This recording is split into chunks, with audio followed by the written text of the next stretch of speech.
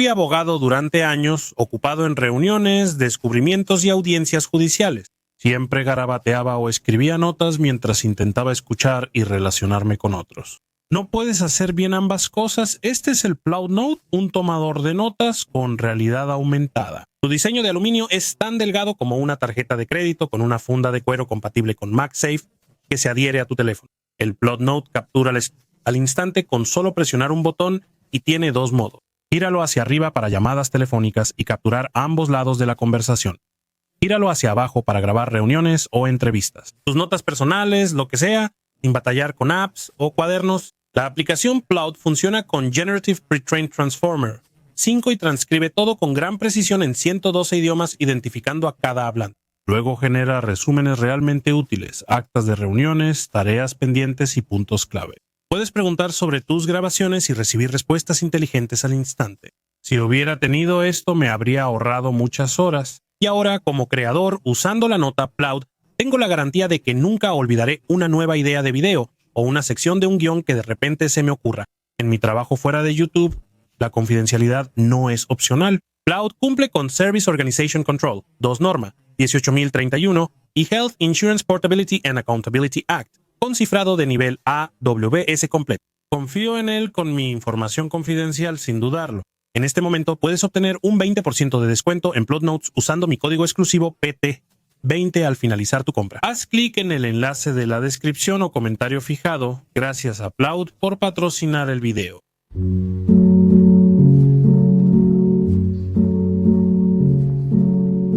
Este es Harold Adrian Russell Philby en la casa de su madre en Kensington en 1955. Todos lo conocían como Kim.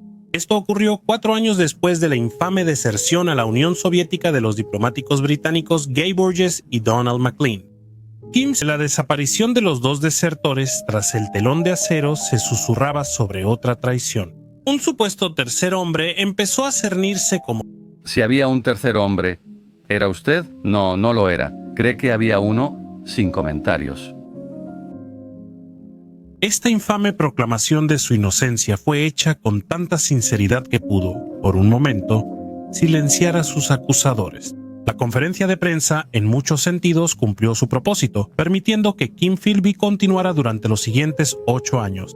Por supuesto, mentía descaradamente. Fue solo después de que desapareció, en 1963, que empezaron a surgir preguntas. ¿Cómo pudo haber pasado esto? La inteligencia británica lo supo todo el tiempo y le permitió huir para evitar un escándalo aún mayor.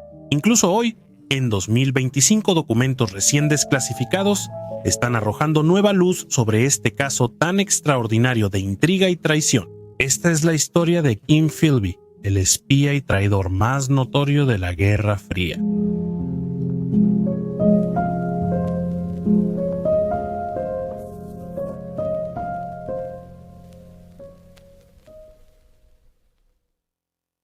El viaje de Kim Philby al laberíntico mundo del espionaje comenzó lejos de los sagrados pasillos de la inteligencia británica, en medio de la decadente grandeza del RAC británico. Nacido como Harold Adrian Russell Philby el 1 de enero de 1912 en Ambala, India, era hijo de Harry St. John Bridger Philby, un explorador y arabista de renombre que sirvió en el servicio civil de la India. Su padre era un hombre difícil y un jefe exigente, pero inculcó en Kim un sentido de la aventura. Al joven se le dio el apodo de Kim, en honor a la novela de Rudyard Kipling sobre un niño de la calle que se convierte en espía en la India. Un presagio ominoso. La educación temprana de Kim Philby siguió un camino convencional de la alta sociedad inglesa. Asistió a la escuela Westminster desde 1925, donde fue King's Scholar, y más tarde al Trinity College en Cambridge desde 1929 con una beca de historia. A pesar de su origen privilegiado, tenía un lado rebelde y a veces elegía ir contra la corriente. Mientras su padre estaba ausente la mayor parte del tiempo recorriendo el mundo árabe, Kim fue criado principalmente por su abuela y su madre en Inglaterra. Philby ocultaba una timidez natural detrás de un encanto impenetrable y un tartamudeo fluctuante que, paradójicamente, solo aumentaba su atractivo. Su radicalización política fue influida por las violentas corrientes ideológicas que atravesaban Cambridge en los años 30 Era el apogeo de la Gran Depresión y del fascismo en Europa antes de la Segunda Guerra Mundial. Muchos jóvenes intelectuales molestos y alienados, sobre todo de clases altas como Philby, se sintieron atraídos por el comunismo. Estos hombres veían el comunismo como la única fuerza aparente capaz de oponerse al fascismo.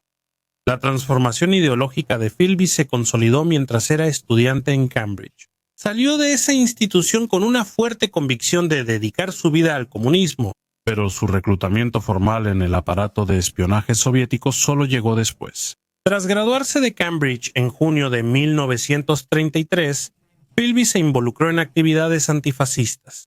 Trabajó con grupos como la Organización Internacional de Ayuda a los Revolucionarios, conocida también como Ayuda Roja Internacional, que brindaba ayuda a las víctimas del fascismo en Alemania.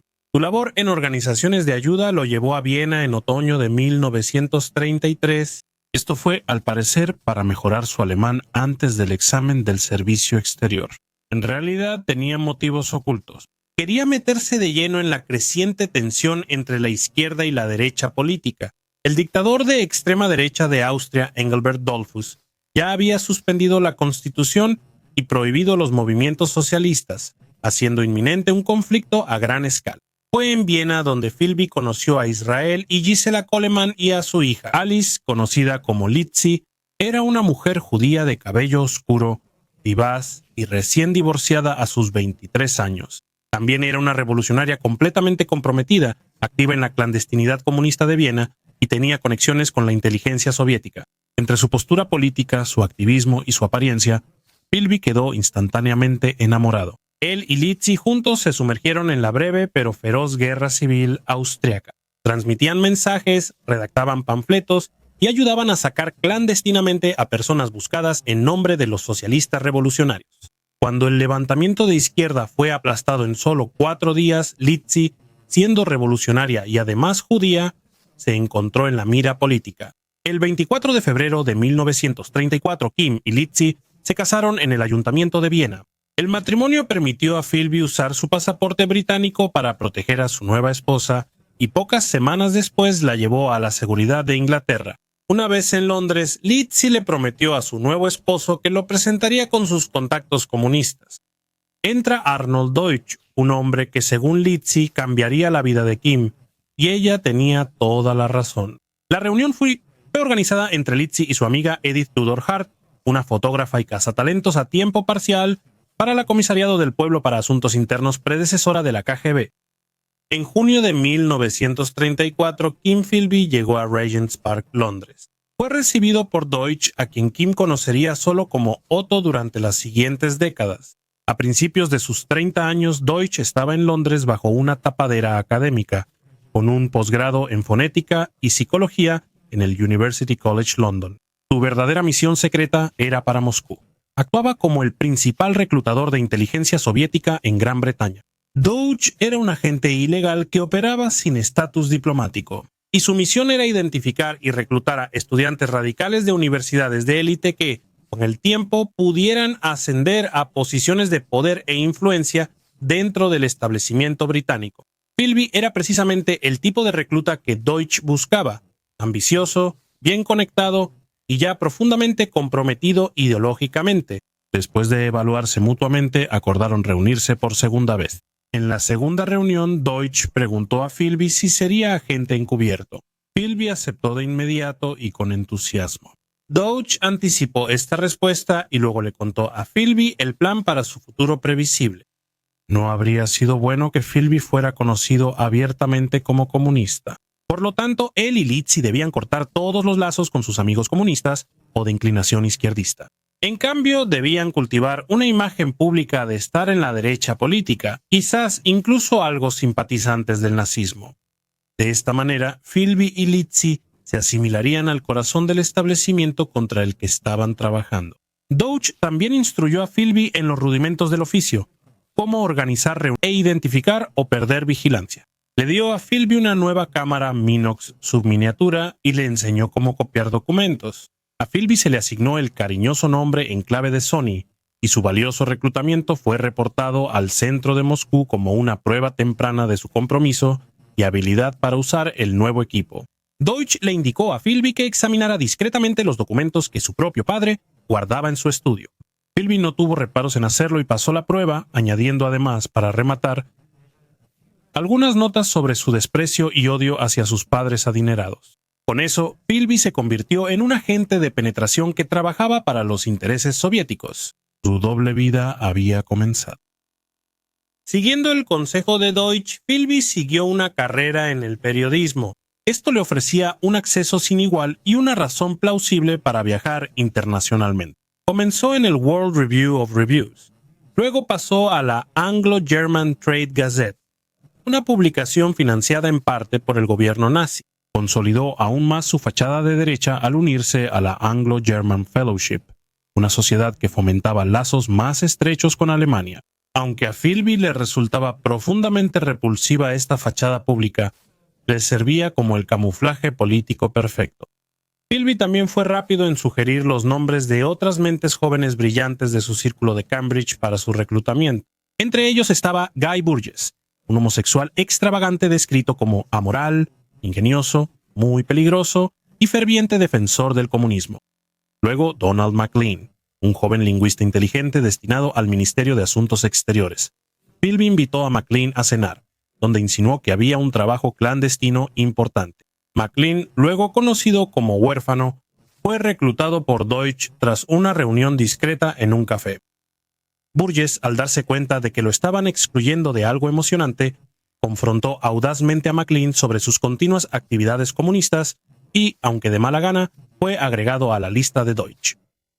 Para proteger su tapadera, Burgess mostró públicamente una imagen de fascismo italiano. Él presentó a Deutsch a otro recluta importante, Anthony Blunt, destacado historiador de arte que logró infiltrarse en el Military Intelligence. 5 Mamiam. El último recluta, gracias a Blunt, fue John Cairncross, quien luego trabajó para el Military Intelligence. 6 incluso en Bletchley Park. Con la ayuda de Philby y la supervisión de Deutsch, el Círculo de los 5 de Cambridge quedó completo en 1938. Al principio Moscú tenía un uso limitado para su nuevo recluta y amigos, pero sabían que jugaban a largo plazo. El inicio de la Guerra Civil Española, en julio de 1936, dio a Philby su primera oportunidad importante de servir a los soviéticos. Philby viajó a Sevilla para cubrir el conflicto para el Times, informando desde el lado nacionalista rebelde respaldado por los nazis. Aunque oficialmente era corresponsal de guerra, en secreto enviaba información a sus contactos soviéticos en París, a menudo escribiendo cartas a una novia falsa, Mademoiselle Dupont. Las cartas eran interceptadas por la embajada soviética y le daban a Moscú un relato de primera mano sobre el tamaño y los movimientos del ejército del general Francisco Franco y otra información militar. Mientras Philby estaba destinado en Sevilla, la inteligencia soviética consideró utilizarlo para llevar a cabo una operación audaz. A Philby se le encomendó evaluar la seguridad del general Francisco Franco con miras a un posible asesinato. El plan se frustró antes de concretarse, pues su contacto creyó que Philby no tenía el valor físico para un acto tan directo. Una experiencia cercana a la muerte en 1937 consolidó la posición de Philby con los nacionalistas y su bando secreto. Un proyectil republicano cayó cerca de su auto matando a otros 3 corresponsales de guerra, pero Philby escapó solo con una herida menor en la cabeza, lo que le valió una reputación de gran valentía. El propio general Franco le otorgó a Philby la Cruz Roja al mérito militar. Este giro hizo que el agente comunista secreto ganara la confianza de la élite fascista española. A pesar de sus primeros éxitos para la causa soviética, su trabajo clandestino nunca estuvo exento del riesgo de ser descubierto. En 1937, el oficial soviético Walter Krasivsky desertó a Occidente, revelando que Moscú había enviado a un joven inglés, un periodista de buena familia, un idealista y fanático antinazi, a España para matar a Franco. Estas pistas rondaron los pasillos de la inteligencia británica durante muchos años, pero el rastro de migajas de Krivitsky era tan fragmentario que Philby nunca cayó bajo sospecha. Krivitsky fue hallado muerto en Washington en 1940, herida de bala en la cabeza y 3 notas a su lado. Se dictaminó suicidio. Se ha especulado mucho tiempo que fue un asesinato del Comisariado del Pueblo para Asuntos Internos. En 1938 desertó Alexander Orlov, el contacto de Philby. Sin embargo, decidió mantener en secreto la identidad de Philby mientras Stalin estuviera vivo, para proteger a su familia en la Unión de Repúblicas Socialistas Soviéticas. Tras la muerte de Stalin en 1953, Orlov empezó a hablar de su vida como alto funcionario de la Comisariado del Pueblo para Asuntos Internos, pero solo hizo menciones indirectas sobre el topo británico y no salió nada de eso. Parecía que Philby tuvo suerte, pero dicen que uno hace su propia suerte, una afirmación que resulta cierta para Philby, especialmente a medida que se desarrollaba su carrera de espionaje posterior. Mientras Philby establecía sus credenciales soviéticas en España y esquivaba el peligro y el descubrimiento, otro joven inglés trazaba un camino similar hacia el mundo secreto de la inteligencia. Nicholas Elliot y Kim Philby se decía que estaban cortados por la misma tela bastante costosa. Ambos hombres, provenientes de la alta sociedad británica y egresados de Cambridge, sentían una atracción inevitable por el espionaje. Las familias Philby y Elliot convivían en círculos similares, por lo que sus caminos se cruzarían. El viaje de Elliot al mundo secreto comenzó en 1939, cuando a los 22 años presenció el desfile del 50º cumpleaños de Hitler en Berlín, lo que cristalizó su determinación de luchar contra el nazismo. Su ingreso al Military Intelligence, 6 como oficial de inteligencia, se dio a través de la misma red de contactos que más tarde recibiría a Philby. Cuando Elliot se acercó a los contactos adecuados, fue reclutado rápidamente. En septiembre de 1939, Elliot trabajaba para el Servicio Secreto Británico, con sede en la prisión de Worwood Scrubs, manejando agentes dobles tras las líneas enemigas. Él no tenía idea de que, a cientos de kilómetros de distancia, su futuro amigo y colega ya estaba sirviendo a un amo muy diferente. Mientras Elliot se preparaba para luchar contra los nazis, Philby veía la próxima guerra como su mayor oportunidad para infiltrarse en la inteligencia británica. El estallido de la Segunda Guerra Mundial le brindó a Philby más oportunidades para aumentar su valor para los soviéticos. Se unió a la Fuerza Expedicionaria Británica en Francia como corresponsal de guerra del Times, después de escapar por poco de Armines cuando los panzers alemanes entraron en la ciudad. En junio de 1940 volvió a Inglaterra con un famoso informe de gastos por su equipaje perdido que incluía un abrigo de camello y una vieja pipa Dunhill. Desde hace tiempo tenía la mira puesta en unirse a los servicios secretos, y la oportunidad de dar el paso llegó mientras viajaba en tren de regreso de Francia. Se puso a conversar con Hester Harriet Maudson Smedley, una periodista veterana conocida por incursionar un poco en el espionaje. Luego, Philby fue contactado por el editor de Asuntos Exteriores de The Times, quien le avisó que el capitán Leslie Sheridan del Departamento de Guerra lo buscaba para trabajos de guerra. Sheridan dirigía DQ, una sección de propaganda negra del Military Intelligence, 6 responsable de difundir rumores y desinformación. 2 días después, Philby se reunió con Sarah Max, jefa de personal de la sección D del Military Intelligence, 6 que se especializaba en operaciones paramilitares encubiertas. Al igual que con Elliot, el proceso de reclutamiento ejemplificaba la red de viejos amigos en su forma más peligrosa. No fue hasta 1994 que se reconoció formalmente al Military Intelligence.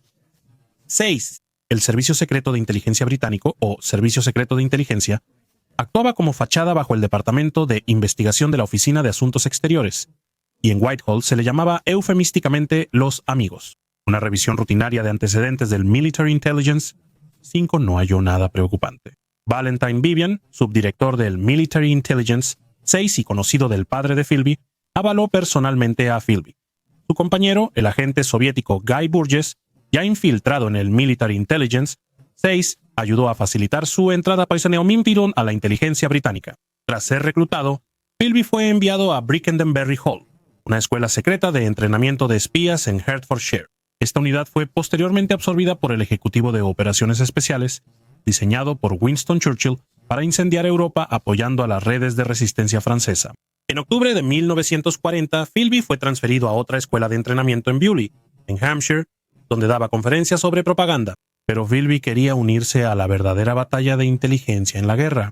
Viajaba seguido a Londres, donde se relacionaba con las nuevas figuras de la inteligencia británica y buscaba oportunidades para nuevas asignaciones. Poco después logró su objetivo y fue transferido a la sección 5 del Military Intelligence, 6 División de Contrainteligencia en Glen Almond. Trabajaba en la oficina junto a otro prometedor oficial de inteligencia, Nicholas Elliot. Elliot era responsable del espionaje alemán en los Países Bajos. Philby se encargaba de la península ibérica, es decir, España y Portugal. La amistad entre Elliot y Philby se formó rápidamente. Compartían los lazos que unían a su clase y generación. Para Elliot, la amistad llenó el vacío que quedó después de que un amigo cercano muriera en combate, poco después de que se hicieran amigos.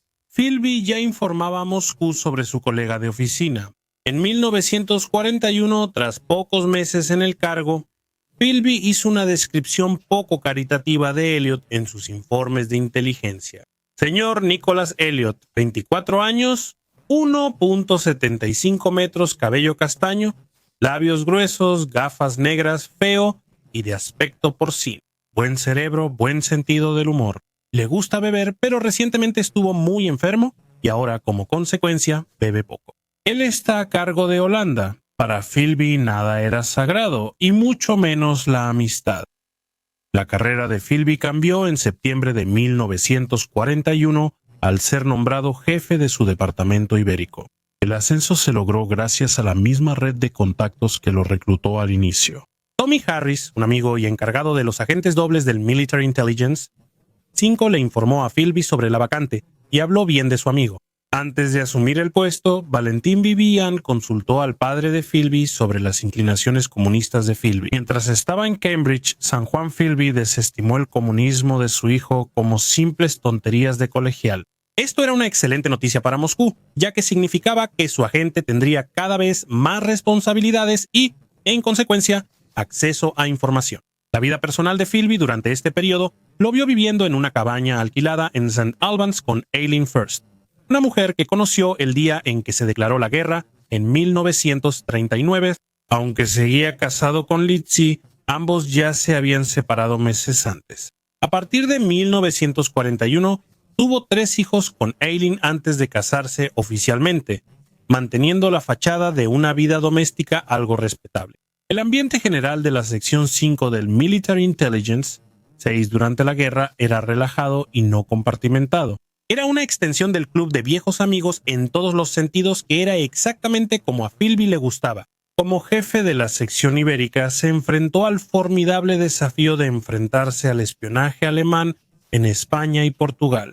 Aunque oficialmente neutrales, estos eran países que toleraban e incluso fomentaban las operaciones de la Abwehr a gran escala. Donde Philby tenía una ventaja distinta en la guerra secreta, era su acceso a los descifrados de Bletchley Park. La gran cantidad de material que recibió como resultado de descifrar el código Enigma le permitió tener una imagen completa de las operaciones de la Abwehr en la península. La camaradería se extendía del Military Intelligence 6 a sus homólogos en el Military Intelligence 5.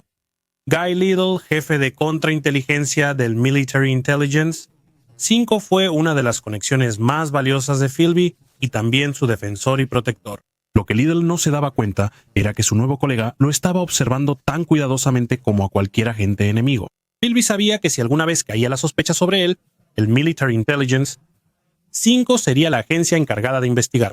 Por lo tanto, era prudente hacerse amigo de sus potenciales futuros enemigos. Así que Philby aprovechó su posición extensamente para Moscú.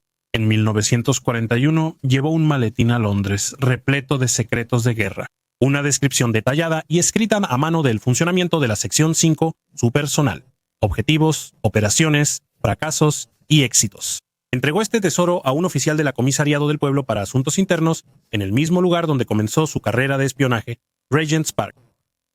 El centro de Moscú lo veía como un agente interesante y prometedor y buscaba aprovecharlo aún más. Aunque el pacto de no agresión nazi-soviético en 1939 generó inestabilidad ideológica, la lealtad de Philby a Moscú se mantuvo firme. Se convenció de que estaba ayudando a un aliado en la lucha unificada contra el fascismo al pasar los secretos, y lo hizo a gran escala. Cada noche salía de su oficina del Military Intelligence, 6 con un maletín lleno de informes, muchos escritos por él mismo y documentos secretos tomados de los archivos. Entregaba estos materiales a su contacto soviético, quien fotografiaba el contenido durante la noche. Philby devolvía los archivos a los archivos del Military Intelligence, 6 temprano a la mañana siguiente, haciendo que pareciera que nada había sido tomado. En el ambiente de seguridad laxa y excesivamente confiado en el que trabajaba, nadie sospechó nunca nada.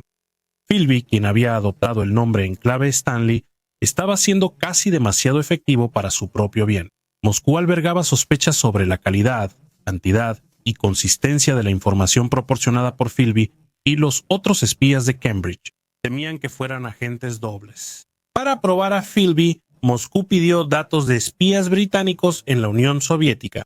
A pesar de que su función era contraespionaje y no manejo de agentes, Kim Philby obedientemente se puso a trabajar. Había estado cultivando una amistad con el capitán William Woodfield, el jefe registrador del Registro Central del Military Intelligence, 6 en Bray Wood.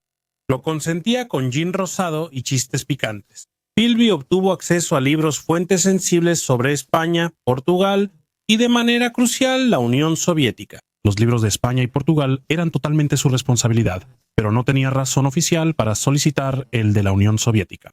Sin embargo, se lo entregaron de todas formas, sin hacer preguntas. Después de revisar las listas de nombres y seudónimos, Philby informó a su contacto que Gran Bretaña prácticamente no tenía espías en la Unión Soviética y que la Unión de Repúblicas Socialistas Soviéticas solo ocupaba el 10º lugar en la lista de países a los que el Military Intelligence 6 enviaría a sus agentes. Moscú lo consideró absurdo y esto solo aumentó sus sospechas. Pensaron que Philby seguramente debía estar mintiendo para proteger a su padre, o peor aún, que era un infiltrado. El informe era cierto. Gran Bretaña no había penetrado la Unión Soviética como ésta lo había hecho con ella. No solo su informe a Moscú minó la confianza que intentaba construir, sino que también fue lo más cerca que Philby estuvo de ser descubierto. Durante la guerra, Woodfield pidió a Philby devolver los libros fuente durante su espionaje, y él lo hizo. Eso pareció ser el final, y Philby no pensó más en su incursión secreta. Sin embargo, una mañana, poco después, Woodfield le envió a Philby una nota cortés pidiéndole que devolviera los libros soviéticos. Philby entró en pánico. Él estaba seguro de haber devuelto todo lo prestado, pero Woodfield sostenía que faltaba un segundo libro soviético en su estante. Philby fue el último en haberlo sacado, después de una búsqueda frenética e infructuosa en su oficina. A Philby le dijeron que, según las reglas, el jefe del Military Intelligence, 6C, debía ser informado sobre los registros perdidos. Philby no tenía razón para acceder a los libros fuentes soviéticos ni para que los registros faltantes se informaran al jefe del Military Intelligence. 6, siendo Philby la última persona a quien se le dio, probablemente sería su final. Fue un golpe de suerte lo que volvió a salvarle el pellejo a Kim Philby. El lunes siguiente por la mañana, la secretaria de Woodfield regresó al trabajo después de una gripe. Ella confirmó que, en realidad, solo había un libro fuente soviético, ya que ella misma se había encargado de combinar 2 volúmenes en uno para ahorrar espacio en el estante. Woodfield se disculpó profundamente con Philby durante otra ronda de ginebra rosada. No habría informe que subiera en la cadena de mando.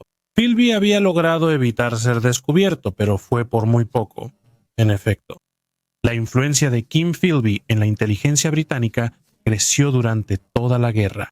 A fines de 1942 amplió sus funciones a operaciones de contrainteligencia en el norte de África y después en Italia. Unos meses después también actuó como adjunto de Felix Cowgill, el jefe de la sección 5. Su puesto lo convirtió en un instructor influyente para la recién llegada Oficina de Servicios Estratégicos estadounidense, cuyo grupo de novatos notablemente desconcertados buscaba la orientación de la experiencia británica.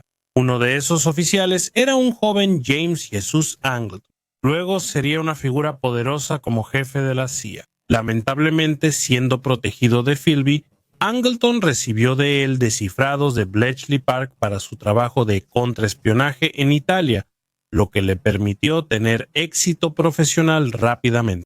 Fue en medio de lo que se percibía como un trabajo de inteligencia fenomenal por parte de Philby cuando se estaba preparando para su mayor traición hasta ese momento. En 1943, un joven católico alemán y oficial de la Abwehr alemana, llamado Erich Vermerin, tomó una decisión que, sin saberlo, sellaría el destino de innumerables resistentes antinazis. Vermerin se había enfermado por la brutalidad de Hitler y, gracias a su fuerte oposición religiosa y moral al nazismo, decidió tomar una postura personal contra el régimen. Vermerin estaba destinado en Estambul, un importante centro de espionaje alemán.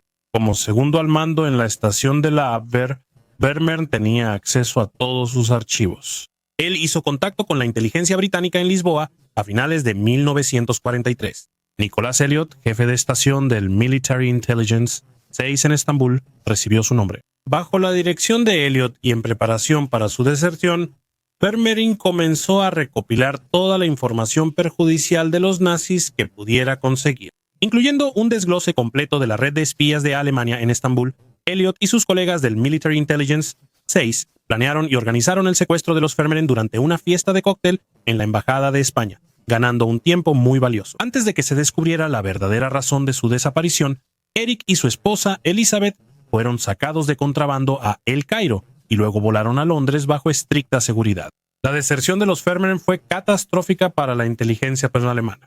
Hitler, que ya sospechaba de la lealtad de la Abwehr, explotó de rabia cuando recibió la noticia. En 2 semanas abolió toda la organización y la integró en el servicio secreto Heitsdienst de Heinrich Himmler. El momento fue pésimo para el Tercer Reich. La inteligencia alemana quedó en caos 3 meses antes del día D. El almirante Wilhelm Canaris, jefe de la Abwehr, fue removido a un cargo menor, puesto bajo arresto domiciliario y ejecutado tras el fallido complot de julio. En Estambul, el pánico se extendió rápidamente entre la inteligencia alemana. La deserción de Vermeeren desencadenó una reacción en cadena, haciendo que varios de sus colegas decidieran huir. Elliot logró extraer a 4 desertores más de la ciudad. Hitler ordenó una purga despiadada. Toda la familia de Vermeeren, incluidos sus padres y hermanos, fue enviada a campos de concentración. En Londres, los Vermeeren fueron recibidos nada menos que por Kim Philby, quien se encargaría de su interrogatorio. Cuando Philby supo de los desertores, ofreció de inmediato el departamento de su madre en South Kensington para el interrogatorio. Esto no fue un acto benevolente. Era para asegurarse de estar en una buena posición para pasar todos los secretos nazis a Moscú. Durante 2 semanas, Philby y Elliot obtuvieron cada detalle de su valioso prisionero alemán de alto rango. Esto incluía la estructura de la inteligencia alemana, sus operaciones en Medio Oriente y las identidades de sus oficiales y agentes. Pero Elizabeth Vermeeren proporcionó algo aún más significativo, una descripción detallada de todos sus contactos en la resistencia católica en Alemania. Esta lista contenía los nombres, direcciones y ocupaciones de hombres y mujeres que podrían ser fundamentales en el período de posguerra para ayudar a los aliados a establecer un gobierno anticomunista en Alemania.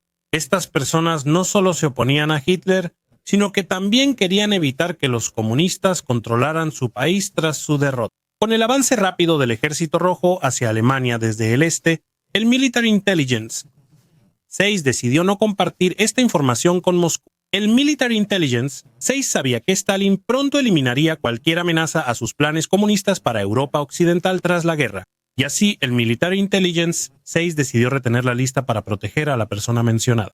Lamentablemente, esta decisión fue en vano. Kim Philby ya había interceptado en secreto la lista de Vermeeren, la cual entregó directamente a Moscú. El centro de Moscú recibió lo que equivalía a una lista para usar de opositores ideológicos influyentes. Mientras los ejércitos de Stalin marchaban por Alemania, los agentes soviéticos identificaron y eliminaron sistemáticamente a estos individuos. Tras la guerra, los oficiales aliados buscaron a quienes estaban en su lista, pero no hallaron nada. Todos estaban o en gulags soviéticos o muertos. Lo que se pensaba que era el mayor triunfo de inteligencia de Nicholas Elliot resultó ser un desastre trágico. Philby pensaba que la lista demostraba su lealtad a Moscú y fortalecía la confianza del Kremlin en su doble agente. Sin embargo, este no fue exactamente el caso. La información que él y sus compañeros espías de Cambridge enviaban a Moscú durante toda la guerra y después era tan completa que el centro de Moscú empezó a preocuparse. Todo era demasiado bueno para ser verdad. Siguieron sospechando que Philby y sus compañeros espías podrían ser parte de una operación de triple agente muy astuta. Quizás sobreestimaron a sus contemporáneos en la inteligencia británica. Con un enemigo común cerca de la derrota, la Unión Soviética estaba surgiendo como el nuevo enemigo ideológico de Occidente. Incluso antes del final de la guerra, el Military Intelligence 6 cambió su enfoque hacia el este, reactivando la sección 9, su rama de contrainteligencia, que era responsable de erradicar la infiltración enemiga en el servicio secreto de inteligencia y de monitorear los servicios de inteligencia hostiles, especialmente los soviéticos. Philby se las ingenió para colocarse como el principal candidato para dirigir esta nueva sección, siendo nombrado jefe de la sección 9 en septiembre de 1944. Antes del fin de la guerra, un espía soviético dirigía la inteligencia antisoviética británica. Esta jugada maestra permitió al Kremlin conocer los esfuerzos británicos para combatir el espionaje comunista tras la guerra. Moscú realmente estaba extasiada. Su agente Stanley alcanzaba su máximo potencial y el esfuerzo valió la pena. Desde su puesto como jefe de la sección 9, Philby informaba sobre el programa de la bomba atómica de Manhattan, planes del día D, política polaca británica y actividades de la Oficina de Servicios Estratégicos y Military Intelligence. 6. Enviando unos 10.000 documentos a Moscú. Philby tenía que andar con mucho cuidado. Su trabajo para los británicos tenía que ser visible, efectivo, para mantener su tapadera, pero no tan efectivo como para dañar realmente la causa soviética que había adoptado o exponerse a sí mismo. Mientras necesitaba tener cuidado de evitar sus propios errores, lo que tenía menos control eran otros espías, y lo más crucial, los desertores soviéticos. En septiembre de 1945, Konstantin Volkov, un alto oficial de inteligencia soviético, llamó a la puerta del consulado británico en Estambul, ofreciéndose a desertar. Volkov afirmó tener información invaluable como una lista de todas las redes de agentes soviéticos en Gran Bretaña y Turquía. Además, dijo que uno de estos agentes está cumpliendo las funciones de jefe de una sección del servicio de contraespionaje británico en Londres. A cambio, Volkov exigió 50.000 libras y asilo político en Gran Bretaña para él y su esposa. Dio a la inteligencia británica 21 días para responder. El embajador británico transmitió rápidamente esta noticia al Military Intelligence. 6, donde pronto un informe llegó al escritorio del jefe del Military Intelligence. 6, Sir Stuart Mingus. Él, a su vez, transmitió de inmediato la información al jefe de contraespionaje soviético, quien, por supuesto, no era otro que Kim Philby. Philby se horrorizó al leer el informe. Principalmente le preocupaba él mismo y el riesgo para sus compañeros espías de Cambridge, Burgess y Maclean. Tranquilo, le dijo a Mingus que debía pensar durante la noche el acercamiento a Volkov por su importancia. Esto le permitió a Philby organizar una reunión apresurada con su contacto soviético esa noche. El consejo que recibió fue prolongar las cosas tanto como fuera posible y controlar la situación. A la mañana siguiente, Philby presentó su caso en la oficina de Mingus. Nicholas Elliot fue el elegido para encargarse, dado su aparente éxito con la deserción de Vermeeren, pero Philby no podía permitir esto. El riesgo de comprometerse él y sus amigos era demasiado grande. Philby convenció a Mingus de que él mismo debía encargarse de la deserción. Después de que Mingus estuvo de acuerdo, Philby se demoró durante los siguientes 3 días, llegando a Estambul hasta el 26 de septiembre de 1945. Esto ocurrió 22 días después del primer contacto con Volkov. En el período intermedio, los llamados correos diplomáticos soviéticos viajaron a Estambul. Volkov y su esposa fueron secuestrados y, tras un brutal interrogatorio, fueron ejecutados. Philby, aliviado y en secreto, minimizó el hecho en su informe, diciendo solo que el posible desertor desapareció sin dejar rastro. Lo atribuyó a que el hombre había cambiado de opinión después de hablar de más, estando ebrio, o a sus conversaciones con quienes estaban en el consulado británico. Al haber sido escuchado por los rusos que espiaban las líneas telefónicas intervenidas, Philby una vez más había manipulado su propia suerte, y esta vez 2 personas pagaron por ello con sus vidas. Después de la guerra, Elliot se mudó a Suiza para asumir su puesto como jefe de estación del Military Intelligence 6 en Berna. A fines de 1946, Philby, como Elliot, fue nombrado jefe de estación del Military Intelligence 6 en Estambul. Ambos recibieron elogios por su servicio en la guerra. Elliot recibió la Legión al Mérito de Estados Unidos por su labor de inteligencia. Philby recibió la Orden del Imperio Británico, pero en secreto también fue recomendado para la Orden de la Bandera Roja Soviética, lo que lo convierte quizás en el único espía en la historia en recibir medallas de 3 naciones diferentes. Primero, la España de Franco, luego Gran Bretaña y, en secreto, la Unión Soviética. Kim Philby era visto por todos como un profesional consumado de la inteligencia. Estaba destinado a ocupar un puesto de alto liderazgo dentro del Military Intelligence. 6. Cuando cayó el telón de acero tras la Segunda Guerra Mundial, Kim Philby estaba exactamente donde quería estar. En Estambul, Philby tenía la tarea de infiltrar agentes en la Unión Soviética y sus estados satélite en los Balcanes. Él abrazó con entusiasmo la política de hacer retroceder la marea roja y la estrategia de guerra por poder contra la Unión Soviética. Él cultivó a exiliados, coordinó agentes británicos y apoyó células contrarrevolucionarias. Al menos esa era la percepción que él cuidó cuidadosamente. Porque en realidad, él trabajaba activamente para lograr lo contrario, filtrando toda la información que obtenía a Moscú. Bien sería enlace con la recién creada CIA. Desarrolló una estrecha amistad con su protegido, James Jesus Angleton. Con frecuencia cenaban juntos en restaurantes elegantes como Harvey's, donde Philby les sacaba todos los secretos de la CIA sobre operaciones encubiertas en Cuba, Chile, Grecia e Irán. Philby incluso se convirtió en comandante conjunto del Comité de Política Especial Anglo-Estadounidense, supervisando un programa liderado por Estados Unidos para apoyar a la oposición monárquica en Albania. Como resultado de que Philby filtrara esta información a Moscú, muchos monárquicos fueron capturados, torturados y asesinados. Durante los siguientes 21 meses, Philby tuvo acceso a inteligencia de alto nivel anglo-estadounidense. Mantenía comunicación con el primer ministro británico y el presidente de Estados Unidos. Este acceso sin precedentes permitió a Philby advertir a Moscú sobre amenazas inminentes a sus agentes, aunque solo daba avisos sobre los agentes más importantes, sacrificando a los de menor importancia para evitar exponerse. Su vida profesional iba en ascenso, pero no se podía decir lo mismo de su vida personal. Philby seguía casado con Eileen, y durante este tiempo ella sufrió de una inestabilidad mental cada vez mayor y lo que más tarde se diagnosticó como síndrome de Munchausen. Mientras estaba en Estambul, ella se inyectó orina y tuvo una erupción de forúnculos. Luego sufrió quemaduras en un incendio misterioso en su habitación del hospital. Eileen no sabía nada de la doble vida de su esposo y estaba convencida de que él tenía una aventura con su secretaria, Edith Whitfield. La enfermedad mental de Eileen fue motivo de dificultad y vergüenza para Philby, quien sentía haberse dejado engañar por su esposa. Sin embargo, las tensiones en su matrimonio pronto serían eclipsadas por los acontecimientos en su vida profesional, ya que su red de engaños comenzó lentamente a desmoronarse. Desde 1940, Estados Unidos había estado llevando a cabo una operación de contrainteligencia contra los soviéticos llamada Proyecto Venona.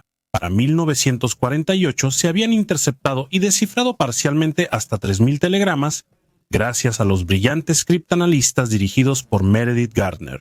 Los soviéticos, por negligencia y problemas logísticos en guerra, violaron sus reglas al reutilizar varias veces sus libretas de un solo uso codificadas. Esto permitió a los estadounidenses descifrar parcialmente su código indescifrable. En 1950 mensajes descifrados revelaron una valiosa red de agentes en Gran Bretaña desde 1945, incluyendo 2 agentes clave, uno con el nombre en clave Stanley y el otro Homer. Stanley era, por supuesto, el propio Philby. Philby dedujo que Homer era su viejo amigo de Cambridge y también espía soviético, Donald Maclean. Maclean también había sido destinado a Washington como primer secretario en la embajada británica. Philby sabía que el equipo conjunto del Military Intelligence, DINCO y el FBI pronto conectaría las piezas. También sabía que si Maclean era descubierto no pasaría mucho tiempo antes de que él también lo fuera. Philby se encontró en una posición imposible creada por él mismo. Como agente británico debía alertar a las autoridades. Como agente soviético tenía que proteger a Maclean para protegerse a sí mismo también. Philby no había visto a Maclean desde el final de la guerra, así que tuvo que pedirle a su poco confiable amigo Burgess que se comunicara en su nombre. Donald Maclean dejó Washington en 1948 para ser consejero y jefe de Cancillería en la embajada británica en El Cairo. Para mayo de 1950, él estaba muy consciente de las revelaciones de Venona y estaba al borde de un colapso mental. Intentó dejar de ser espía soviético, pero la agencia de inteligencia Ministerio para la Seguridad del Estado simplemente lo ignoró, sintiendo que no había salida. Un día se emborrachó y destruyó los departamentos de 2 secretarias en la embajada de Estados Unidos. Rompió su ropa interior y arrojó un espejo de la pared. Después de esto fue rápidamente llamado de regreso a Londres, donde fue puesto bajo cuidado psiquiátrico. Luego, en un giro extraño y después de solo un corto periodo de tratamiento, Maclean fue ascendido a jefe del departamento estadounidense en la Oficina de Asuntos Exteriores de Londres. Para empeorar las cosas, en marzo de 1951 hubo un avance en los descifrados de Venona, donde finalmente se identificó al agente Homer. Un mensaje descifrado indicaba que Homer tenía una esposa embarazada que se quedaba con su madre en Nueva York en junio de 1944. Como la esposa de Maclean, Belinda, nacida en Estados Unidos, esperaba un hijo ese año y su madre residía en Manhattan, se confirmó que Homer era Donald Maclean. Cuando Philby recibió la noticia, pudo ver que se avecinaba un desastre en el horizonte cercano. McLean probablemente sería interrogado. La única pregunta era cuánto tiempo pasaría antes de que se empezara a señalar a Philby. Philby inmediatamente transmitió las malas noticias a su contacto soviético, exigiendo la extracción de McLean del Reino Unido antes de que fuera demasiado tarde. Aumentando la ansiedad de Philby por la situación, llegó Guy Burgess a Washington algunos meses antes, en 1950, asignado a la embajada británica como oficial de información. Philby aceptó, a pesar de las protestas de su esposa Eileen, permitir que Burgess se quedara a vivir en su sótano. Burgess ya tenía mala reputación y ciertamente demostró por qué. En su mayoría deambulaba por Washington en un estado de embriaguez, hablando de más, sin pagar sus cuentas de bar ni sus multas de tránsito, buscando peleas y causando vergüenza diplomática. Por todas estas travesuras, Burgess enfrentaba medidas disciplinarias y también había sido llamado de regreso a Londres. Esto resultó conveniente para Philby, ya que decidió usar a su amigo tonto útil, Burgess, para advertirle a McLean que ya había sido identificado y que había planes en marcha para sacarlo a Moscú. El 25 de mayo de 1951, y mientras la red se cerraba, Donald McLean y Guy Burgess desaparecieron del Reino Unido, cruzaron el canal hacia Saint Marlow, luego se dirigieron a París, cruzaron varias capitales europeas y finalmente llegaron a la Unión Soviética. A los pocos días de su desaparición, el Military Intelligence 5 se dio cuenta de lo que había sucedido. Ambos altos funcionarios del Ministerio de Asuntos Exteriores desaparecieron cuando McLean iba a ser llamado a declarar. Las implicaciones eran graves. McLean tenía acceso a secretos atómicos, planes de defensa anglo-estadounidenses y estrategia de la OTAN. Burgess conocía el Ministerio de Asuntos Exteriores y tenía contactos en todo el aparato de inteligencia. Funcionarios de inteligencia de Estados Unidos y Gran Bretaña se apresuraron a descubrir qué secretos conocían los soviéticos. La magnitud del posible compromiso era asombrosa. Philby estaba en estado de pánico. Sus instrucciones para Burgess habían sido expresamente que él no debía huir también. Debía advertir a McLean y luego volver a sus tareas normales. En lugar de quedarse en su lugar, desapareció junto con McLean. Kim Philby corrió a su cobertizo, sacó una cámara rusa escondida y un rollo de película, y los enterró en un hoyo poco profundo en el bosque de la avenida Nebraska, cerca de su departamento. La sospecha cayó rápidamente sobre Kim Philby por su cercana amistad con Burgess. Después de todo, el hombre había estado viviendo en el sótano de Kim Philby y Kim había sido la última persona en ver a Burgess antes de que zarpara hacia Gran Bretaña. Los estadounidenses, especialmente el FBI y la CIA, estaban furiosos. Confiaban en Philby para sus operaciones más delicadas contra los soviéticos. Todos los involucrados estaban convencidos de que alguien desde dentro debió haber alertado a McLean. La fuente original de esa advertencia no pudo haber sido Burgess. Debió haber otro, un llamado tercer hombre. Philby supo entonces que tenía dos opciones. Una, huir como sus compañeros espías Burgess y McLean. O dos, apostar al engaño. Confiar en sus poderosos amigos, especialmente Nicholas Elliot y James Angleton, para que lo defendieran. El Military Intelligence 5 interrogó informalmente a Kim Philby el 12 de junio de 1951. En la reunión, Philby contó con el apoyo total del Military Intelligence 6 y el jefe de contrainteligencia del Military Intelligence 5, Dick White. Tuvo cuidado de explicar que Philby estaba siendo interrogado solo para esclarecer el asunto. Philby dijo que recordaba a McLean de Cambridge, pero que no lo había visto en años y probablemente ni siquiera lo reconocería. En cuanto a su amigo Burgess, Philby dijo de manera poco caritativa que no podía creer que los soviéticos contrataran como espía a un reprobado homosexual indiscreto, desorganizado y borracho como Burgess. En el interrogatorio, la tartamudez de Philby hizo que la conversación fuera extraña y entrecortada. Ya fueran nervios o una estrategia calculada, el impedimento del habla parecía darle tiempo y simpatía mientras desviaba cada intento de cuestionar su lealtad. Aunque la reunión finalizó cordialmente con apretones de manos, White y sus amigos al otro lado del charco no quedaron convencidos. El exagente del FBI Bill Harvey sospechaba de Philby antes de las deserciones. Tras las desapariciones, él elaboró un informe reuniendo múltiples pruebas para señalar acusatoriamente directamente a Philby. Como espía soviético, parecía casi obvio que Philby tenía vínculos con Burgess. Había jugado un papel en el desastroso asunto Volkov. Había participado en las fallidas operaciones en Albania y tenía un conocimiento íntimo de la búsqueda del agente Homer. Philby desestimó el informe como un ejercicio retrospectivo de rencor. En ese momento lo decía con confianza porque tenía el respaldo total del Military Intelligence. 6. Aunque crecían las pruebas contra él, Nicholas Elliot, buen amigo de Philby, seguía defendiéndolo. Elliot se indignó al saber que investigaban a su amigo y proclamó en voz alta la inocencia de Philby a cualquiera que quisiera escuchar. Elliot pensaba que era inconcebible que Philby pudiera ser un espía soviético, ya que nunca lo había escuchado hablar de política ni decir nada remotamente de izquierda. Tras el informe Harvey, Dick White citó a Philby para una segunda entrevista días después. Otros miembros del Military Intelligence, 5 en particular, Arturo Martín y Juan Arquero, habían estado encabezando la investigación. Martín había compilado un expediente detallado sobre Philby, construyendo el caso pieza por pieza. La situación se volvía tensa y repercutía en temas internacionales. La CIA le había escrito al Military Intelligence 6 diciendo que si Philby no era despedido, sería el fin de la relación de inteligencia entre Estados Unidos y el Reino Unido. Aunque mantuvo sus negaciones, Philby reconoció que su primera esposa fue comunista, pero insistió que eso era todo. Dick White salió de la reunión seguro de que Philby mentía, pero sin pruebas contundentes en su contra. En diciembre de 1951, Philby fue convocado a una investigación judicial dirigida por H. P. Milmo, un abogado del rey y exoficial del Military Intelligence, 5C. El interrogatorio fue tenso, con Milmo acusando directamente a Philby de espiar desde la década de 1930, de traicionar a Volkov y de alertar a Burgess y McLean. Dijo él. Las interceptaciones de radio contaron su propia historia. El tráfico había inundado las líneas de Londres a Moscú en el momento en que Volkov hizo su acercamiento. Luego volvió a suceder, de Moscú a Estambul, justo después de que alguien lo traicionara. Esto no fue una coincidencia.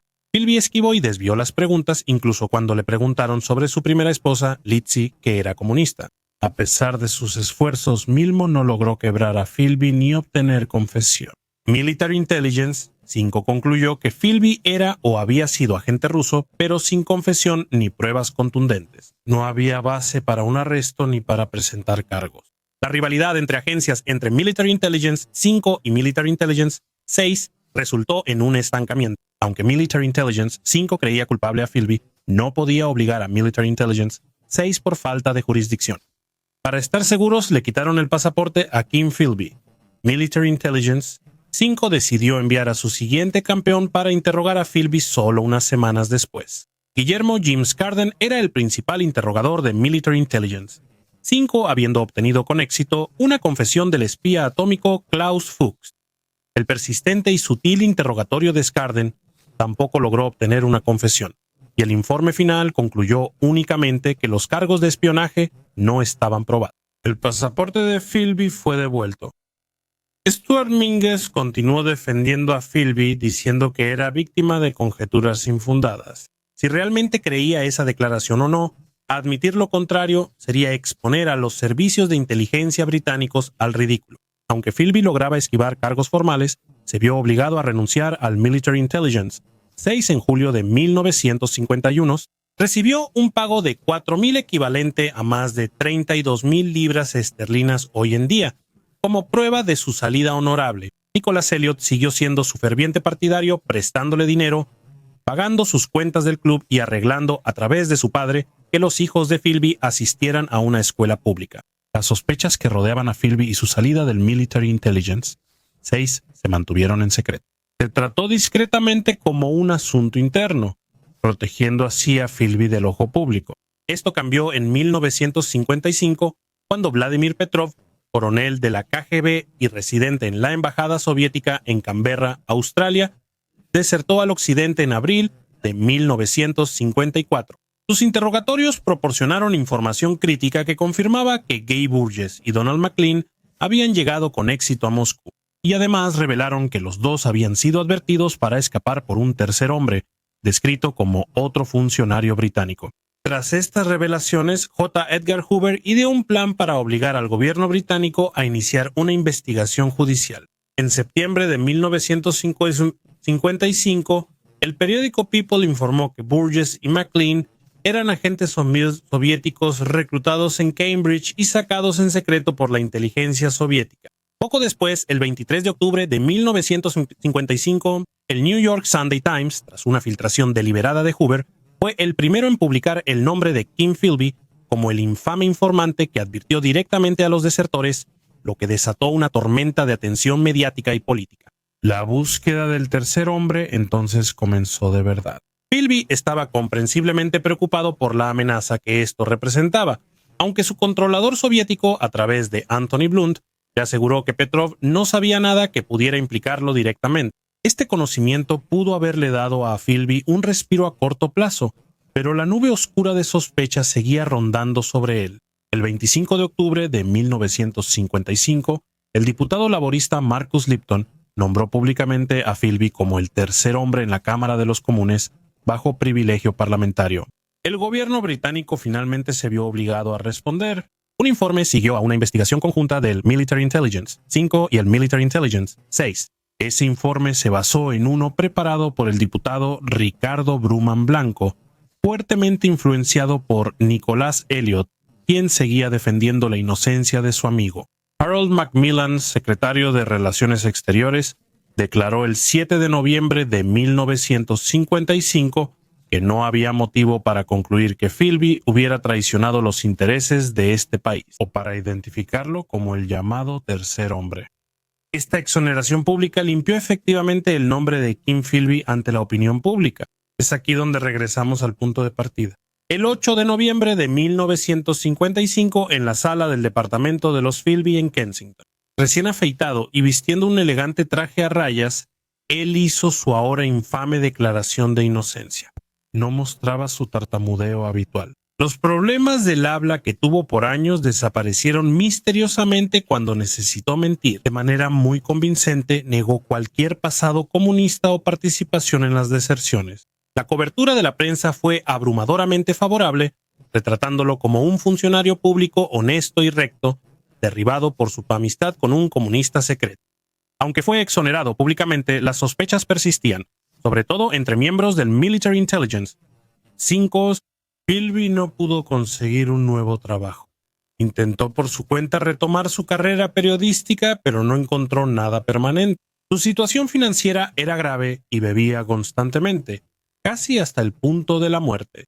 Nicholas Elliot volvió a ayudarlo, usando sus contactos para darle otro empleo de fachada en inteligencia. En septiembre de 1956, Philby fue nombrado corresponsal en Medio Oriente para The Observer y The Economist, retomando discretamente su labor no oficial en el Military Intelligence. 6. Como agente independiente, Philby se mudó a Beirut, una ciudad que era otro centro neurálgico de secretos y espionaje para las agencias de inteligencia del mundo. Siguió su modus operandi habitual, trabajando en sus contactos entre políticos, oficiales militares, diplomáticos y otros periodistas. Aún protegido por personas como Elliot en el Reino Unido y Angleton en Estados Unidos, pudo continuar su trabajo para la KGB, mientras recibía un salario de 2 periódicos y del Military Intelligence. 6. Philby inició un romance con Eleanor Brewer, arquitecta estadounidense infeliz en su matrimonio con Sam Pope Brewer, corresponsal del New York Times. Eileen, esposa de Philby, murió en diciembre de 1957. Sus amigos creían que fue suicidio, pero oficialmente se atribuyó a insuficiencia cardíaca causada por alcoholismo. La reacción de Philby fue, en el mejor de los casos, estoica. Le dijo a un colega que su muerte en realidad fue una maravillosa liberación, ya que lo dejaba libre para casarse con Eleanor. No fue al funeral y sus 5 hijos nunca supieron dónde enterraron a su madre. Kim Philby y Eleanor Brewer se casaron el 24 de enero de 1959. Como con sus otras esposas, Eleanor desconocía la verdadera lealtad de su esposo a la Unión Soviética. La rueda volvió a girar a principios de 1960, cuando Nicholas Elliot llegó a Beirut como el nuevo jefe de estación del Military Intelligence. 6. Convirtiéndose en el jefe directo de Philby. Elliot no estaba familiarizado con la política árabe y dependía de Philby como su asesor personal. Antes ya eran buenos amigos, pero en Beirut, sus vidas profesionales y sociales se entrelazaron aún más. Se reunían regularmente para tomar algo, lo que Philby aprovechaba, como de costumbre, para sonsacarle secretos a Elliot. En los meses siguientes, Philby viajó por todo el Medio Oriente, supuestamente en asignaciones periodísticas, visitando Jordania, Irak, Egipto, Kuwait y Yemen. Su producción pública en periódicos era baja pero sus actividades clandestinas eran extensas, reuniendo información para Military Intelligence, SEIS y la KGB. Mientras daba información a Elliot en el Military Intelligence, SEIS también la proporcionaba o más a su contacto soviético en un restaurante armenio en una calle trasera. Este periodo de la vida de Philby en Beirut fue cuando disfrutó sus años más felices junto a su nueva esposa estadounidense. Sin embargo, este breve tiempo de felicidad no fue más que una fachada temporal y frágil. Las grietas ya habían empezado a mostrarse a principios de la década de 1960. En octubre de 1960, su padre Sinjin Philby falleció en Beirut. Esto tuvo un impacto mucho más significativo en Philby que la muerte de su esposa, sumiéndolo en una profunda depresión alcohólica. Al mismo tiempo, una serie de deserciones de alto nivel del bloque soviético comenzaron a exponer el punto débil de la inteligencia británica y cómo la red de espías de Cambridge la había comprometido por completo. En diciembre de 1961, el mayor Anatoly Golitsyn, un alto oficial de la KGB, desertó en Helsinki. Trajo consigo un vasto tesoro de secretos que incluía la confirmación de un grupo de 5. Estos eran hombres reclutados mientras estudiaban en Cambridge. La información de Golitsyn era fragmentaria pero significativa, y la KGB estaba preocupada por ello. Aunque el Military Intelligence 5 había sospechado de Philby durante años, la corroboración de Golitsyn fue la primera vez. Se confirmó que aún quedaban espías sin descubrir acechando en las sombras. En verano de 1962, Golitsyn viajó a Londres para ser entrevistado por la inteligencia británica. Moscú se dio cuenta de la amenaza que representaba para su mejor espía. La KGB envió a Yuri Moden, antiguo contacto de Philby, a Beirut para advertirle sobre el nuevo desertor y planear su escape a Rusia. Esta advertencia, combinada con el estrés por la muerte de su padre, sumió a Philby en una espiral de miedo, agravando su alcoholismo y estrés. El golpe decisivo para Philby llegó en 1962. La pista no vino de un desertor soviético ni de otro espía, sino de una mujer llamada Flora Solomon. Era una vieja amiga de Philby desde los años 30 y le presentó a su segunda esposa, Eileen. Se sentía cada vez más molesta por el sesgo anti-israelí de Philby. En los artículos que escribía para The Observer, eso le recordaba la propaganda soviética. Pensándolo más, Solomon recordó los comentarios de Philby hacia ella en 1935. Él le había dicho con orgullo que estaba haciendo un trabajo muy peligroso por la paz. Al reflexionar, se dio cuenta de que Philby quizá había estado intentando reclutarla para la inteligencia soviética. Ella informó esto a Victor Rothschild, de la famosa familia bancaria y exoficial del Military Intelligence, 5 además de amigo de Philby. La cadena de mando del Military Intelligence 5 recibió la información y consideró convincente el relato de Solomon. Se le pidió a Solomon que repitiera su historia para el Military Intelligence 5 sin saber que estaba siendo grabada. En ese momento, el Military Intelligence 5 finalmente creyó que, con la evidencia de Solomon y la corroboración de Golitsyn, las piezas del rompecabezas finalmente estaban encajando. Pero había desafíos políticos y legales significativos que debían superarse para enfrentar a Philby. Un juicio público sería embarazoso por su antiguo empleo en el Military Intelligence 6 y una acusación fallida sería desastrosa para el gobierno. Harold Macmillan, primer ministro británico que exoneró a Philby en 1955, enfrentaba una situación política delicada. El Military Intelligence 6 decidió que su mejor opción era buscar una confesión en terreno neutral en Beirut, creyendo que era su mejor oportunidad para obtener una admisión en las complejidades de un juicio en Gran Bretaña. ¿Quién crees tú, Dick White, tras dejar el Military Intelligence 5 y de forma polémica convertirse en jefe del Military Intelligence 6, eligió enviar a extraer la confesión a nada menos que el buen amigo de Philby, Nicholas Elliot? Elliot volvió a Londres el año pasado para ser jefe de África en el Military Intelligence 6. Fue convocado a la oficina de White, donde le dijeron la verdad innegable. Philby, el hombre a quien había defendido tan vehementemente, era un traidor y un espía soviético. Elliot estaba destrozado, humillado, furioso y triste por la noticia. Se dio cuenta de las terribles implicaciones de esta verdad. Sin poder siquiera imaginar cuántas muertes había causado Philby, Elliot sintió que él era el único que podía obtener una confesión, así que aceptó ir. El 10 de enero de 1963, Elliot llegó en secreto a Beirut. Se encontró con Philby en un departamento intervenido del barrio cristiano. Philby, aún recuperándose de una caída por ebriedad, no se sorprendió al ver a su viejo amigo de vuelta en Beirut, y probablemente ya sabía por qué lo enviaron. Cada detalle de la reunión fue cuidadoso. Elliot fue claro: tu pasado te alcanzó, el juego terminó. La inteligencia británica había infiltrado las operaciones soviéticas, explicó Elliot, y descubrió pruebas claras de que Kim Philby era agente de la KGB. El Military Intelligence 6 ya tenía evidencia irrefutable. Como era de esperarse, Philby desestimó las acusaciones con desprecio ensayado. Mientras Elliot lo presionaba, Philby tartamudeó y balbuceó su familiar patrón de habla ante la presión de su viejo amigo. Cuando se discutió el tema de la traición a su amistad, la conversación se volvió acalorada. Elliot recuperó el control y presentó el trato. Tenía autorización para ofrecerlo: una confesión completa a cambio de inmunidad procesal.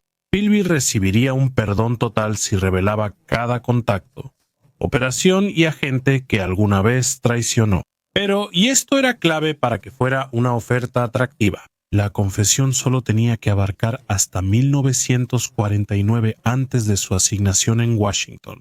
¿Por qué? Esto evitaría que las agencias estadounidenses exigieran su extradición por los secretos de la CIA que comprometió a lo largo de los años.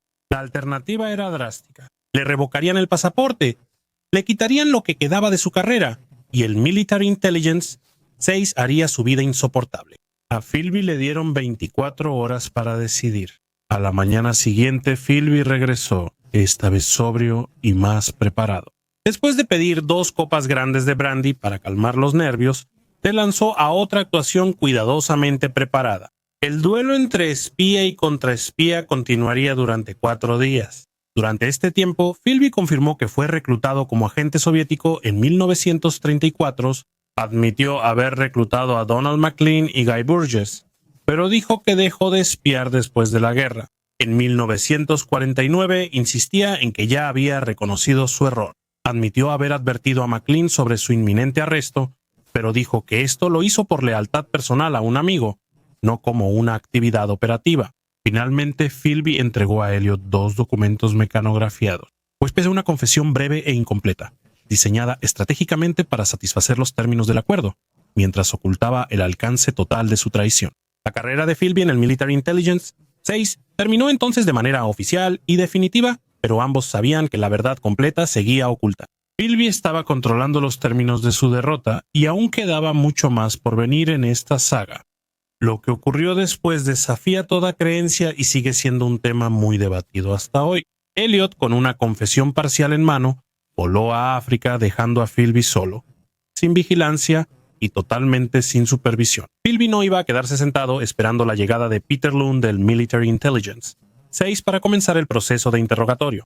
El 23 de enero de 1963 le dijo a su esposa, Eleanor, que solo saldría un momento.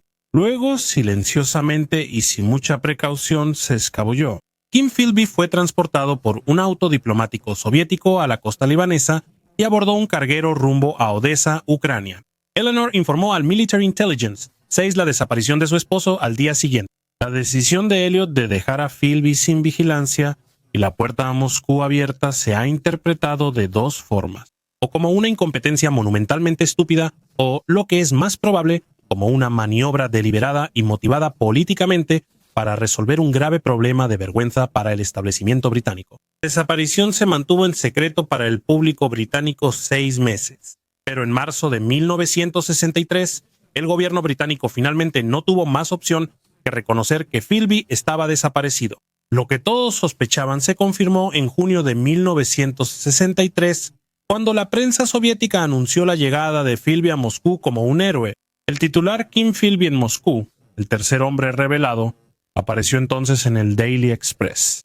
La noticia de su desaparición y reaparición en Moscú se difundió rápidamente entre las comunidades de inteligencia globales, causando conmoción, vergüenza y fuertes recriminaciones. Los defensores del Military Intelligence 6 quedaron atónitos y el Military Intelligence 5 furioso por su fuga. James Angleton de la CIA sintió la traición de manera especialmente aguda. Angleton nunca superó la traición de Philby. Se dejó consumir por la paranoia, creyendo que Philby había orquestado una vasta conspiración y lanzó una cacería de topos que causó un enorme daño a la CIA. Eleanor Philby inicialmente dudaba que su esposo fuera espía soviético, pero una reunión con Dick White, quien afirmó falsamente que el Military Intelligence 6 sabía de la lealtad soviética de Philby desde hacía 7 años, la convenció. Después de que la deserción se hiciera pública, Philby envió una carta a Elliot desde Moscú, escribiendo que creía que Elliot había planeado su encuentro para obligarlo a exiliarse en Moscú. Se cuenta que Elliot respondió mordazmente: «Por favor, coloca unas flores mías en la tumba del pobre Volkov». Nunca volverían a hablar cara a cara.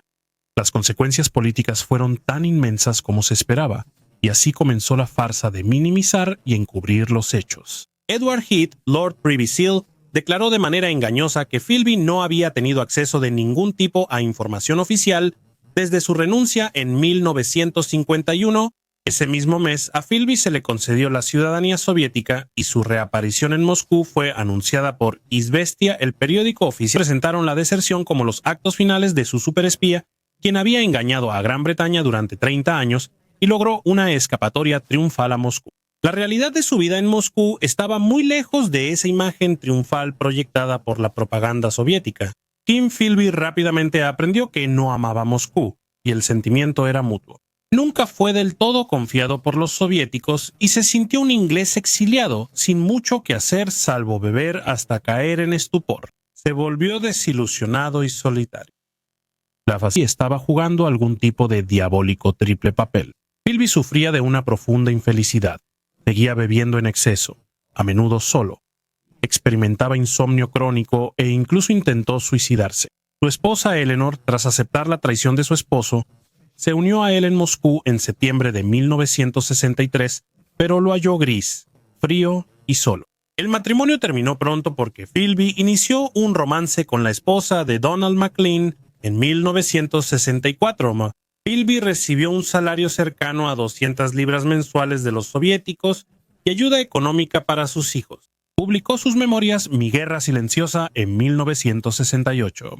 Esto era una mezcla de hechos y ficción aprobada y editada por la KGB. En ella escribió sobre la brillantez de la inteligencia soviética y se describió a sí mismo como un héroe de constancia ideológica. El espíritu de Philby recobró esperanza en 1970 cuando su colega exiliado y traidor británico George Blake desertó tras huir de la prisión de Wormwood Scrubs. Blake le presentó a Philby a Rufina Ivanovna, una mujer rusa 20 años menor que él, quien se convirtió en su cuarta esposa. Rufina se convirtió en una compañera devota, ayudando a Philby a luchar contra su alcoholismo y depresión. En años posteriores, la utilidad de Philby para la KGB se reavivó un poco. Dirigía seminarios en casas seguras para jóvenes oficiales de la KGB destinados a países angloparlantes, brindando información sobre la vida británica y el espionaje. Finalmente, se le permitió visitar el centro secreto del Servicio de Inteligencia Exterior soviético, donde presentó una clase magistral sobre cómo sobrevivir en el campo. Comentó en broma que había visitado las sedes de muchos servicios de inteligencia, pero que era la primera vez que visitaba la suya propia. Se dice que por el resto de sus días, Philby vivió una vida de monotonía. Falleció en un hospital de Moscú el 11 de mayo de 1988 a los 76 años por insuficiencia cardíaca. Su muerte fue una oportunidad más para aprovechar la propaganda. En efecto, fue un héroe de la moribunda Unión Soviética. Su vida fue reconocida como una lucha constante por la paz y un mejor futuro. Se le otorgó la Orden de Lenin y fue conmemorado con un sello postal soviético. En cuanto a Maclean y Burgess, tuvieron una pelea, poco después de llegar a Moscú. Burgess fue un desertor algo reacio. Yuri Moden había insistido en que Burgess se fuera junto con Maclean. Para Burgess, esto probablemente aceleró su caída. Dijo que encontraba Moscú absolutamente espantoso y continuó con su vida de vicios como antes. Murió de insuficiencia hepática el 30 de agosto de 1963. Donald Maclean obtuvo un departamento y apoyo económico tras desertar. Hablaba ruso con fluidez y luego trabajó como analista de política exterior en el Instituto de Economía Mundial y Relaciones Internacionales en Moscú. Maclean y Philby continuaron su amistad, aunque esto se volvió difícil después de que Philby le robó la esposa a Maclean. Donald Maclean mantuvo su compromiso comunista hasta su muerte el 6 de marzo de 1983 a los 69 años por complicaciones de neumonía. Las cenizas de Burgess y McLean fueron devueltas a Inglaterra y enterradas en las tumbas familiares. Nicholas Elliot se retiró del Military Intelligence 6 en 1969. Después fue director en un conglomerado británico hasta 1973. El espectro de Kim Philby persistió y la humillación pública y profesional que causó persiguió a Elliot por el resto de sus días. Murió en Londres el 13 de abril de 1994 a la edad de 77 años. El caso de Kim Philby y los 5 de Cambridge sigue siendo quizá el escándalo de espionaje más famoso del siglo XX. Su impacto duradero en la geopolítica, la inteligencia y las operaciones de espionaje no tiene comparación. Personas como Nicholas Elliot y James Angleton nunca lograron recuperarse. Tras la traición, el primero quedó bajo sospecha de complicidad y el segundo se desgastó junto con su agencia en una búsqueda interminable por atrapar al escurridizo topo. En 2025, el público aún descubre detalles sobre la mayor traición de Gran Bretaña. En enero de 2025, los Archivos Nacionales del Reino Unido publicaron 21 archivos del Servicio de Seguridad sobre Philby y los otros espías de Cambridge. Incluían transcripciones detalladas de la confesión de Philby nunca antes publicadas. El documento registró la sincera declaración de Philby de que, si pudiera, lo repetiría todo. Los archivos también revelaron la duradera notoriedad de Philby, mostrando cómo sus acciones llevaron a innumerables muertes y cambiaron el curso del espionaje durante la Guerra Fría. En 2011, los rusos erigieron una placa que mostraba 2 rostros de Philby, un monumento inadvertidamente perfecto para un hombre que vivió toda su vida como 2 personas diferentes. Había engañado a todos, incluso a sí mismo. El maestro del engaño se había convertido en su propia mayor víctima.